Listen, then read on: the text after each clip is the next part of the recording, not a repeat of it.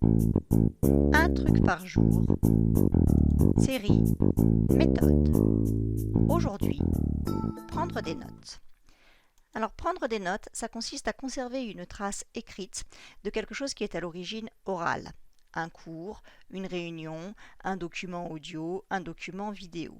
Pour prendre des notes, en général, il faut aller vite. On n'a pas le temps de faire répéter les gens indéfiniment. On n'a pas la possibilité systématiquement de mettre pause, sauf si c'est une vidéo ou un audio, mais dans le cadre d'un cours, par exemple, ce n'est pas possible.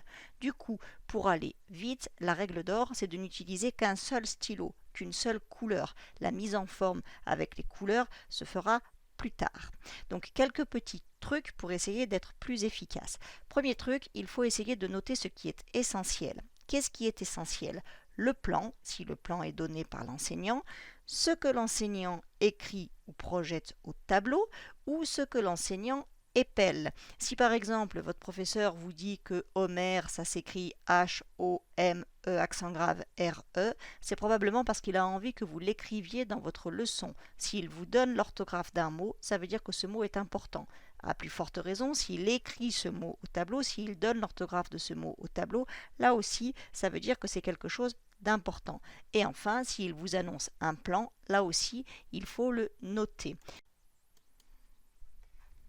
Bonjour à tous, aujourd'hui petite synthèse sur l'histoire littéraire de la poésie. Donc je vais traiter la poésie en 3 temps, après une petite introduction qui reprendra les caractéristiques générales. Je m'intéresserai d'abord à la fable, puis je parlerai de la poésie lyrique, et enfin je m'intéresserai à la poésie engagée. Voilà donc les 3 points que nous allons aborder successivement dans cette synthèse sur la poésie. Donc là, on voit que j'ai eu le temps de noter le plan. Je n'ai pas eu le temps de réécrire la poésie engagée, j'ai juste mis engagée, mais en le décalant comme ceci sur la droite, on voit bien qu'il s'agit de la même chose, la poésie lyrique, la poésie engagée. Donc ça, ce sont des petits trucs pour essayer d'aller vite. Pour repérer les éléments importants, eh bien, pour repérer la structure, je peux faire attention aux titres qui sont donnés. Dans le cas présent, la fable, la poésie lyrique, la poésie engagée. Je peux faire attention aux numéros, premièrement, deuxièmement, etc., etc. Pour structurer ma prise de notes, je peux moi-même écrire des numéros et mettre des tirets.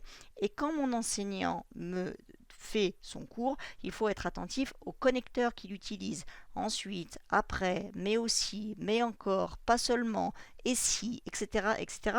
Tous ces éléments sont là pour vous permettre de repérer les éléments de structure du cours. Pour aller plus vite, pour pouvoir écrire rapidement. La règle d'or, c'est d'utiliser des abréviations, des signes, des symboles mathématiques. Les abréviations les plus connues sont le C avec un chapeau, qui veut dire comme, le E avec un chapeau, qui veut dire être. Vous avez l'abréviation SION à la fin des mots définition, abolition, expolition, etc., etc. Ce mot SION. Vous avez les abréviations c'était, comment, pourquoi, etc. L'idéal, c'est de vous faire une liste au fur et à mesure de vos différents cours. Tous les symboles mathématiques, bien sûr, plus, moins, plus ou moins, à peu près équivalent, environ, vient de ou bien aboutit à. On peut aussi avoir une flèche pour faire donc, etc. Tous ces symboles vous permettent d'aller plus vite et d'avoir vos abréviations. Le problème avec toutes ces abréviations, c'est qu'une fois qu'on a fini sa prise de notes, eh bien ce n'est pas toujours très beau, ce n'est pas toujours très lisible. Et c'est pourquoi il y a une phase importante de relecture.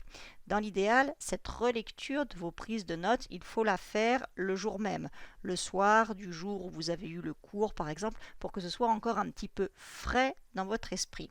C'est le moment de compléter les définitions, par exemple, s'il y en a qui ne sont pas claires, c'est le moment de vérifier l'orthographe et c'est le moment d'utiliser des couleurs, éventuellement de reprendre la mise en forme. Cette reprise de la prise de notes est indispensable. Si elle est faite assez rapidement après le cours que vous avez pris en notes, c'est beaucoup plus efficace et c'est beaucoup plus facile pour que ça rentre dans votre mémoire.